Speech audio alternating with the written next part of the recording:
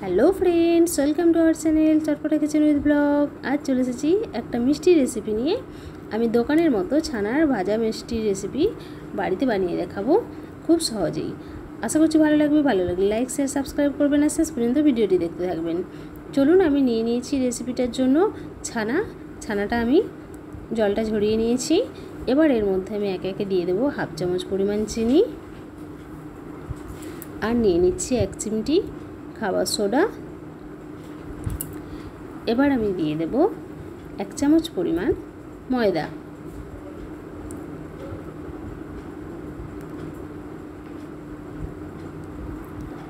এবার এর মধ্যে দেব আমি 1 চামচ পরিমাণ সুজি।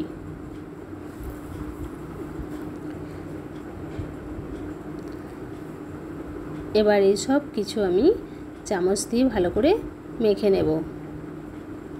আপনারা চাইলে এখানে হাত দিয়েও মেখে নিতে পারেন।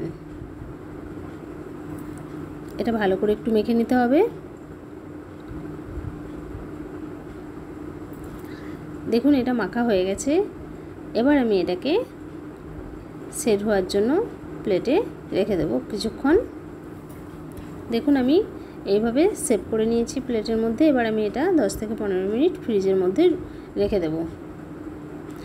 আমি সেই সময় বানিয়ে নিচ্ছি চিনির সিরা। আমি চিনি সিরাটার জন্য নিয়ে নিয়েছি হাফ কাপ পরিমাণ চিনি, আর নিয়ে নেব হাফ কাপ পরিমাণ জল। আমি এখানে অল্প পরিমাণ মিষ্টি তৈরি করছি, তাই আমি অল্প পরিমাণ চিনি আর জলটা নিচ্ছি। আপনারা যখন বেশি করে তৈরি করবেন তখন চিনি আর জলের পরিমাণটা বাড়িয়ে নেবেন। আমি দিয়ে দিয়েছি এর মধ্যে একটা এলাচটা দিলে খুব সুন্দর একটা গন্ধ আসে। দেখুন, চিনি সিরাটা আমার রেডি হয়ে গেছে। এবার আমি গ্যাসের আঁচটা কমিয়ে কিছুক্ষণ রেখে দেব। আমি এটা বের করে নিয়েছি ফ্রিজ থেকে। এটা সেট হয়ে গেছে। এবার আমি এটা পিস কেটে নেব।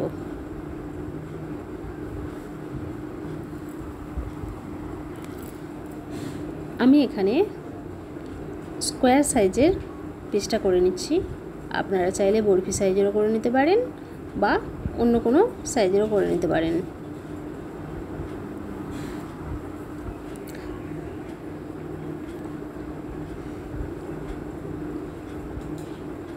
এবার আমি এখান থেকে তুলে তেলের মধ্যে দিয়ে ভেজে নেব। আমি গ্যাস অন করে কড়াটা বসিয়ে নিয়েছি। এর মধ্যে দিয়ে দিয়েছি সাদা তেল। এবার আমি মিষ্টিগুলো তেলের মধ্যে লাল করে ভেজে নেব। দারুণ একটা মিষ্টি রেসিপি। যখনই মিষ্টি খেতে ইচ্ছা করবে আপনারা এই রেসিপিটা খুব সহজেই অল্প কিছু উপকরণ দিয়ে বাড়িতে বানিয়ে নিতে পারবেন। দারুণ খেতে লাগে, একদম দোকানের মতো ছানার ভাজা মিষ্টি কত সহজে রেডি হয়ে যায়। দেখুন, এগুলো দু সাইড আমি উল্টে এইভাবেই লাল করে একটু ভেজে নেব।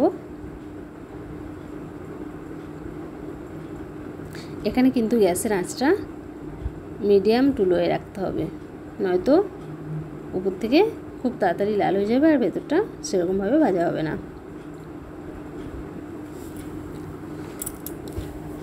এইভাবে উল্টে দু সাইডটা ভালো করে লাল করে ভেজে নিতে হবে। দেখুন কতটা সুন্দর একটা কালার এসে গেছে। এগুলো ভাজা হয়ে গেছে। এবার আমি এগুলোকে তুলে নিচ্ছি প্লেটে।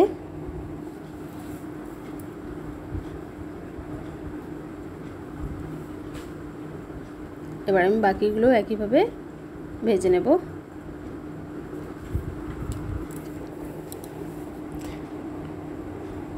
বন্ধুরা, রেসিপি ভালো লাগলে অবশ্যই লাইক শেয়ার সাবস্ক্রাইব করবেন। এখনও পর্যন্ত যারা নতুন বন্ধু রয়েছে চ্যানেলটি সাবস্ক্রাইব করেননি, তাদের বলবো অবশ্যই চ্যানেলটি সাবস্ক্রাইব করবেন। এরকম নতুন নতুন রেসিপি দেখার জন্য আমার ছোট্ট চ্যানেল আপনাদের সহযোগিতার খুবই প্রয়োজন। আপনারা একটা সাবস্ক্রাইব করলে তবেই না আমি উৎসাহ পাবো নতুন নতুন রেসিপি তৈরি করার। তাই পাশে থাকবেন, উৎসাহ দেবেন। এবার আমি চিনির সিরার মধ্যে ভাজা মিষ্টিগুলো দিয়ে দেব।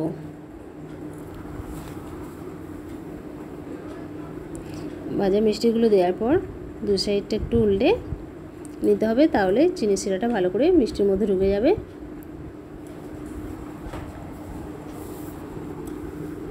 দেখুন, এইভাবে আমি চামচ দিয়ে উল্টে নিচ্ছি, তাহলে দু সাইডেই সমানভাবে চিনি সিরাটা ঢুকে যাবে। দেখুন কতটা সুন্দর লাগছে দেখতে।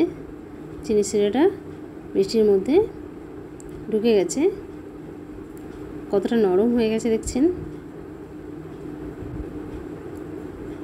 কত সহজে হয়ে গেল দোকানের মতো ভাজা মিষ্টি রেসিপি বাড়িতেই।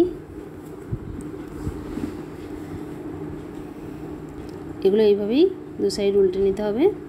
এগুলো রেডি হয়ে গেছে, এবার আমি এগুলো প্লেটে তুলে নেব। দেখুন আমি প্লেটে তুলে নিয়েছি। এগুলো দেখতে কতটা সুন্দর লাগছে, একদম দোকানের মতো হয়েছে। কেউ দেখলে বুঝতেই পারবে না যেগুলো বাড়ির তৈরি। যে কাউকে খাওয়াবেন আপনারা অনেক প্রশংসা করবে।